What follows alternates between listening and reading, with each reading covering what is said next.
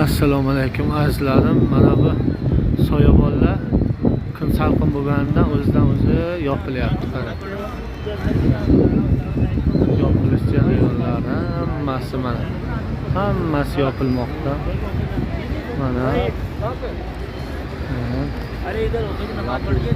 Mana bunisi o'zi yopilib bo'libdi birinchiliklardan bo'lib.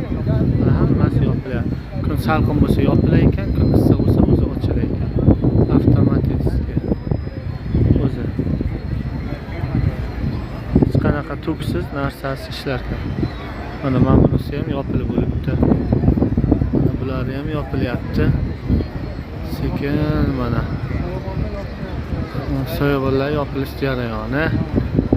Biz hozir Madina shahrida payg'ambarimizni qabrlarini oldida turibmiz. Mana bu tomoni 2 gektarcha